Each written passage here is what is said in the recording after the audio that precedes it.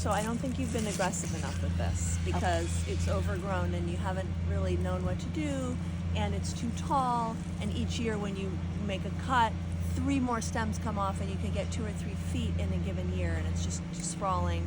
Then what happens is it gets all weighed down, the snow, the rain, whatever, and then before you know it, branches will start splitting and stuff like that.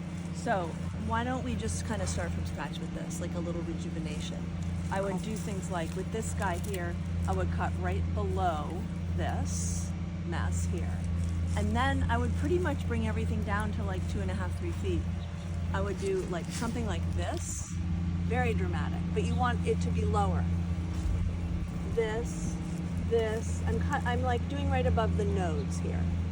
This, okay, this over here. Now, if you didn't want it to be quite that dramatic, then you'd go up a layer, okay? So instead of this, you'd go here. See what I'm saying? Then you get more coming off like this. Then you might get 3 feet or 2 feet of new growth.